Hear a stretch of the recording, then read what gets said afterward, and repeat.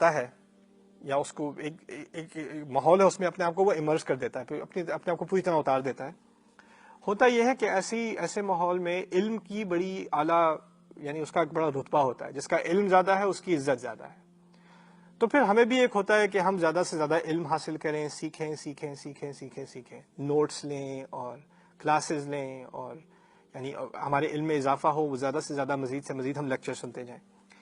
ہوتا ایک وقت پر یہ ہے کہ شروع میں انسان سیکھتا ہے مجھے سیکھنا ہے اچھا انسان بننے کے لیے، مجھے سیکھنا ہے بہتر بیٹا بننے کے لیے، بہتر شوہر بننے کے لیے، بہتر باپ بننے کے لیے، بہتر دوست بننے کے لیے، بہتر سٹیزن بننے کے لیے، بہتر انسان بننے کے لیے. اسی لیے میں سیکھ رہا ہوں. چلتے چلتے کیا ہوتا ہے، انسان بھول جاتا ہے کہ وہ سفر پہ ہے کیوں. اب وہ سیکھنے لگتا ہے سیکھنے کے لیے.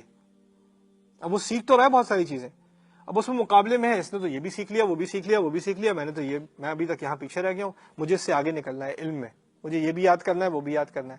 اب وہ ان چیزوں میں علم کا ایک ایسا obsession اس کو آ جاتا ہے کہ وہ بھول جاتا ہے اس بات کو کہ اصل مقصد علم کا کیا تھا، انسان کی شخصیت کو بدلنا، انسان کے کردار کو بدلنا.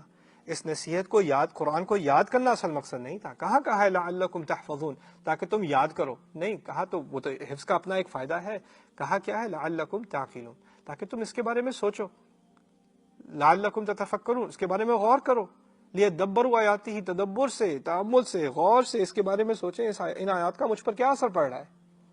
تو اسی لیے کہا گیا ہے کہ جب ان آیات پر سے آپ ذکر بھی کر رہے ہیں، آپ کو ان کی تفسیر بھی معلوم ہے، ان کی عربی ووکیبلری بھی آپ کو آتی ہے، ان کی اعرابی ترکیب بھی آپ کر سکتے ہیں، اس کا ترجمہ بھی پڑھا ہوا ہے، اس کی تفسیریں بھی پڑھی ہوئی ہیں، لیکن پھر بھی اندھے ہیں، پھر بھی بہرے ہیں، کیونکہ ان آیات کا جو آپ پر ذاتی طور پر اثر ہونا چاہیے اس کا کوئی ظہور ہی نہیں ہے.